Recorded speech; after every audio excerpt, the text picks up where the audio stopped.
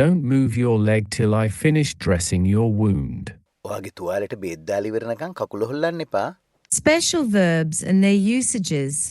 විශේෂ ක්‍රියාපද. Lesson 7. 7 වන පාඩම. Hello, I welcome you all to my YouTube channel. අයිබෝවන්, මම ඔබ සැම මගේ YouTube channel එකට සාදරයෙන් පිළිගන්නවා. ඔන්න අද දවසේදී මම ඔබට Special Verbs and their usages කියන පාඩම් මාලාවේ 7 වෙනි පාඩමත් අරගෙන ආවා.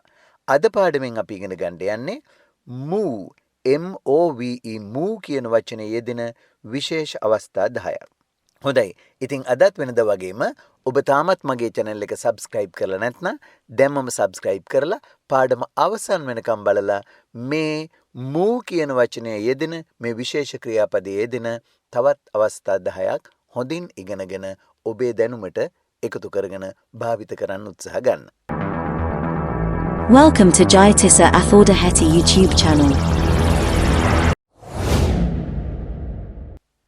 Move something. යමක් සොලවනවා හෝ සෙලවෙනවා. Move something.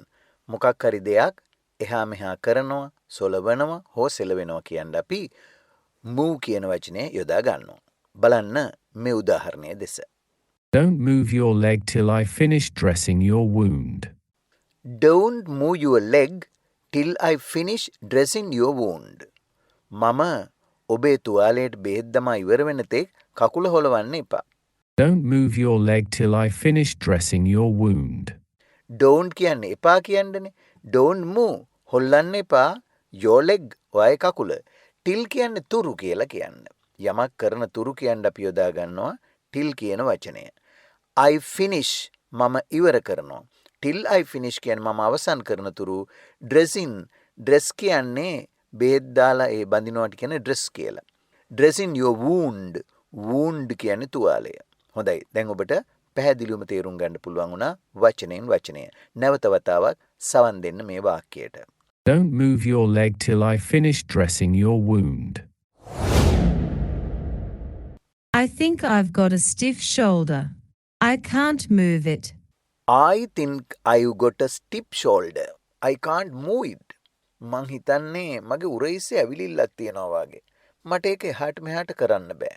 I think I've got a stiff shoulder. I can't move it. I think මම හිතනවා I've got ඔය ඕනම අසනීප තත්වයක්, ලෙඩක්, අමාරුවක්, වේදනාවක් කියද්දී present perfect වලින් අපි කියන්නේ I've got කියලා. I have කියන එක තමයි කතා කරද්දී I've කියලා කෙටි කරන්නේ. I've got a stiff shoulder. මට නිකන් උරහිසේ ඇවිලිල්ලක් වගේ තියෙනවා. නේ stiff කියනවා නිකන් තද වෙච්ච තද ගතියක්. එහා මෙහා කරන්න බෑ. I can't move it. I can't move it. මට ඒක හොල්ලන්නවත් බෑනේ අනේ. එහා මෙහා කරන්න බෑ. එහෙනම් නැවතත් බලන්න වාක්‍යය. I think I've got a stiff shoulder. I can't move it. මං හිතන්නේ මගේ උරහිසේ ඇවිලිල්ලක් තියෙනවා වගේ. මට ඒක එහාට මෙහාට කරන්න බෑ. හොල්ලන්න බෑ. I think I've got a stiff shoulder. I can't move it. මේ බලන්න ඊළඟ එක. We are moving to a new house next week.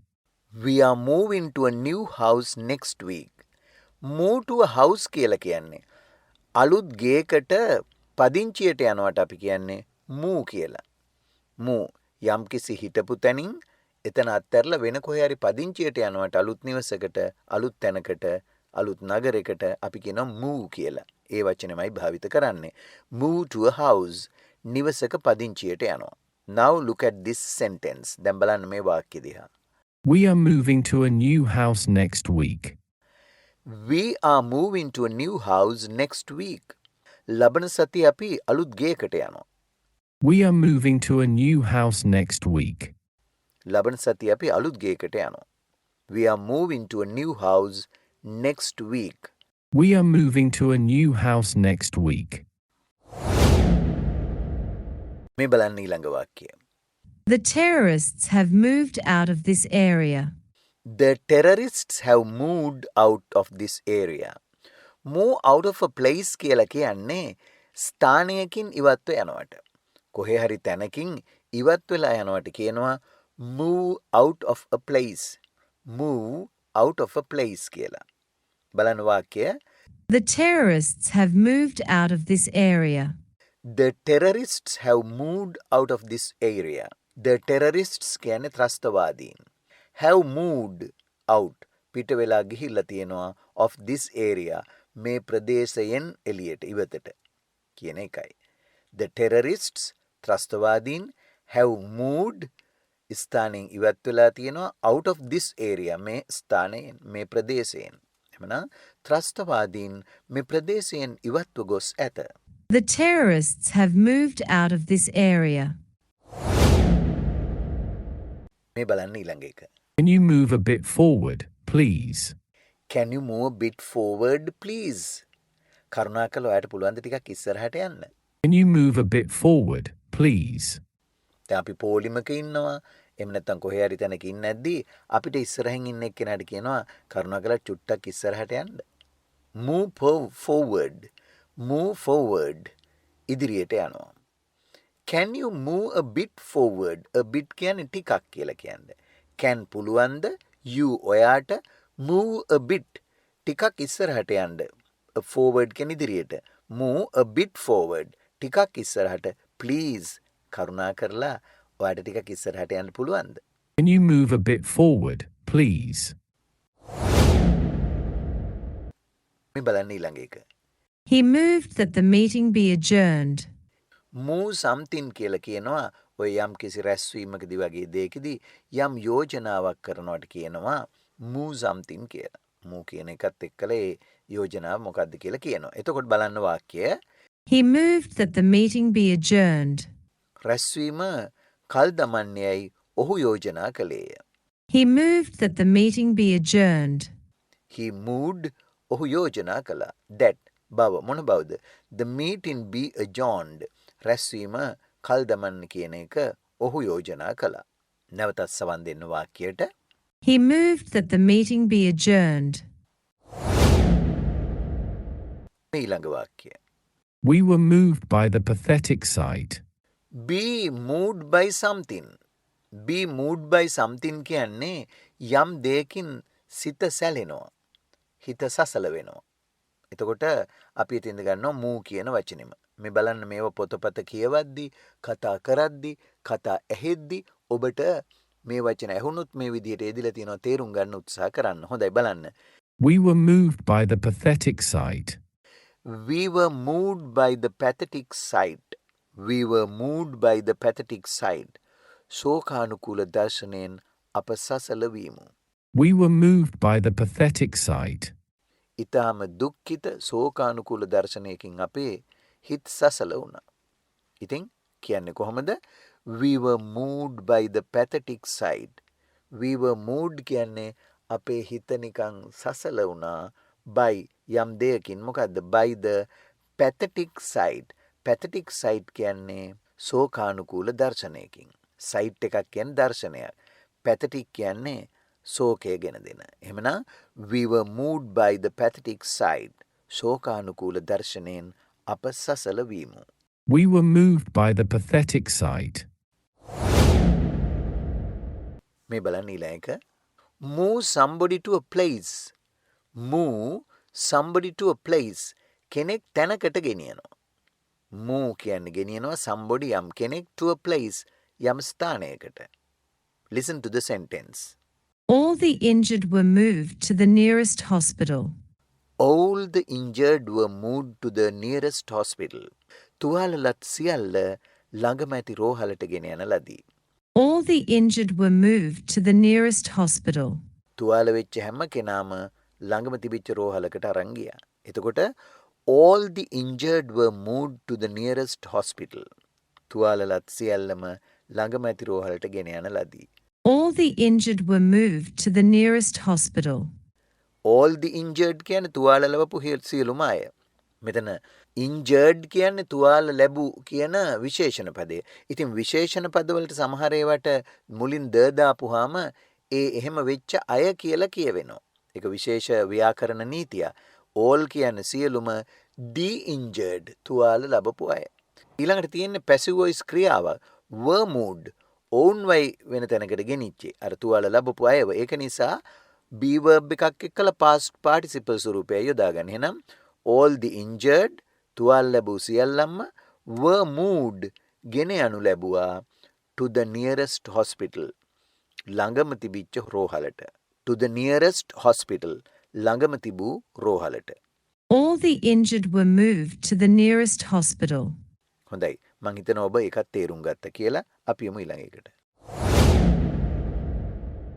එතන තියෙන ඉඩියම් එකක්. move heaven and earth. move heaven and earth කියන්නේ ඔබ දන්නවා heaven කියන්නේ දිව්‍ය ලෝකෙට. earth කියනවා පෘථුවියට, පොළව. හරි. ඉතින් මේක විශේෂ යෙදුමක්, සම්ප්‍රදායික යෙදුමක්. move heaven and earth කියන්නේ හැකි සෑම උත්සාහයක්ම දරනවා. if you take every possible attempt to do something, ඔබ මොනවා හරි දෙයක් කරන්න හැකි උපරිම හැම දෙයක්ම කරනවාට අපි කියනවා move heaven and earth.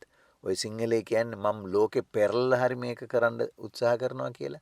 එතකොට move heaven and earth බලන්න වාක්‍යය. I am moving heaven and earth to find some money.